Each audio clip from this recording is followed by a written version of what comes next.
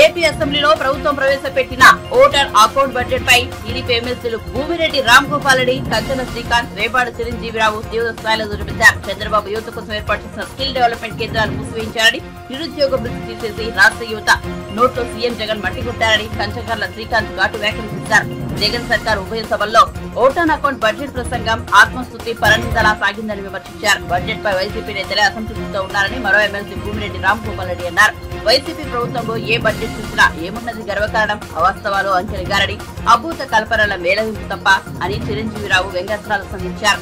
రాష్ట్ర అభివృద్ధికి దోహదపడే ప్రజలకు మేలు చేకూర్చే ఒక్క అంశం కూడా బడ్జెట్ లో కనిపించలేదని ఆరోపించారు. జగన్ సర్కార్ ఇన్నేళ్లు బడ్జెట్ లోనూ అలాంటి లక్షణాలు కానరలేదన్నారు. ముఖ్యమంత్రి సహా వైసీపీ నేతల దోపిడీ సామర్థ్యం పెరిగిందని, ప్రభుత్వం తాజా బడ్జెట్ లో సామర్థ్య ఆంధ్ర అనే ప్రస్తావన చేసిందా అని చిరంజీవిరావు ప్రశ్నించారు. ఈ మేరకు మంగళగిరిలో పార్టీ జాతీయ కార్యాలయంలో ముగ్గురు ఎమ్మెల్సీలు బుధవారం మీడియాతో మాట్లాడారు. ఆయన ఒకసారి తన గుండెపైన చేయి వేసుకుని ఆలోచించాల్సిన అవసరం ఉందని చెప్పి తెలియజేస్తున్నాం. ముఖ్యంగా ప్రభుత్వం అనేక రంగాల్లో అభివృద్ధి పదంలో పయనిస్తూ ఉంది. అన్ని రంగాల్లో ఆంధ్రప్రదేశ్ భారతదేశంలోనే మొదటి 2 స్థానాల్లో ఉందని చెప్పి పలకడం జరిగింది.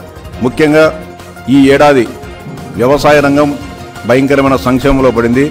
భారతదేశంలో ఎక్కడా లేని విధంగా రైతుల ఆత్మహత్యలు జరుగుతున్నాయి. వ్యవసాయ ప్రోత్సాహకానికి, రైతులను ఆదుకునేదానికి ఏం చేస్తామని ఈ ప్రసంగంలో చెప్పకపోవడం చాలా బాధాకరం. ఇంకా గొప్పలుగా చెప్పుకుంటూ ఉన్నారు. దాదాపు 500 మండలాల్లో కరువు విలయతాండవం చేస్తూ ఉంటే కరువు మండలాల గురించి కానీ, కరువు బాధిత రైతాంగానికి ఏం చేస్తామని కూడా ఈ బడ్జెట్ ప్రసంగంలో చెప్పకపోవడం చాలా దారుణం. అంతేకాకుండా పంటల బీమా విధానాన్ని మొత్తం ప్రభుత్వమే పంటల బీమాకు సంబంధించిన రైతులు కట్టాల్సిన ప్రీమియం మేమే కడుతున్నామని చెప్పి గొప్పలు చెప్పడం జరిగింది. ఈ సందర్భంగా జగన్మోహన్ రెడ్డి గారికి సవాల్ చేస్తా ఉన్నా, నీవు ప్రాతినిధ్యం వహించే పులివెందుల నియోజకవర్గంలో కానీ, నీ పార్లమెంటు కడప పార్లమెంటు పరిధిలో సరే రేపైనా సరే రైతాంగుల అభిప్రాయం తీసుకో. ఒక IVRS ద్వారా కానీ, లేకుంటే ఒక స్వచ్ఛంద సంస్థ ద్వారా కానీ నీ వైఎస్ఆర్ పంటల బీమా విధానం సక్రమంగా ఉందా, రైతాంగానికి మేలు జరుగుతుందా లేదా అనే విషయాన్ని నువ్వు గనక ఖచ్చితంగా ప్రభుత్వం చేసే కార్యక్రమం బాగా ఉందని చెప్తే నీకు బహిరంగంగా క్షమాపణ చెప్పడానికి కూడా నేను సిద్ధంగా ఉన్నానని చెప్పి జగన్మోహన్ రెడ్డి గారిని సవాల్ చేస్తా ఉన్నా. భయంకరమైన కరువు విలతాండం చేస్తూ ఉంటే కరువు మండలాల ప్రకటన కూడా గతంలో చేయకపోగా మొత్తం రాయలసీమ ప్రాంతంలోని రైతాంగం అంతా ఎదురు చూశారు.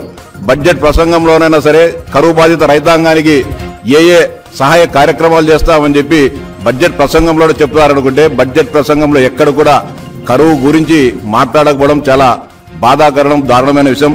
రైతాంగాన్ని అవమానించడమే. అంతేకాకుండా ఇంకొక విషయం, మరొక పచ్చబద్ధ బడ్జెట్ ప్రసంగంలో చెప్పడం జరిగింది. మైక్రో ఇరిగేషన్ అమలులో ఆంధ్రప్రదేశ్ రాష్ట్రం దేశంలోనే 2వ స్థానంలో ఉంది.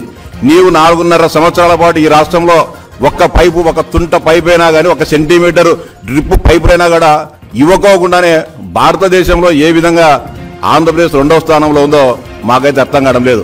ఈ 2వ స్థానానికి కారణం 2019 కంటే ముందు ఈ రాష్ట్రంలో చంద్రబాబు నాయుడు గారి నాయకత్వంలో బ్రహ్మాండంగా మైక్రో ఇరిగేషన్ ప్రాజెక్టును 90% సబ్సిడీతో అమలు చేసినందువల్ల ఆ పరంపర కొనసాగింపుగానే ఈ రోజు ఆంధ్రప్రదేశ్ కూడా మైక్రో ఇరిగేషన్ లో ముందు కనపడతాను తప్ప నువ్వు ఒక పైప్ ఇవ్వకోకుండానే మైక్రో ఇరిగేషన్ ఏ విధంగా నీకు 2వ స్థానంకి వచ్చిందో ఒకసారి జగన్మోహన్ రెడ్డి గారు ఆలోచించుకోవాలని చెప్పి విజ్ఞప్తి చేస్తా ఉన్నా.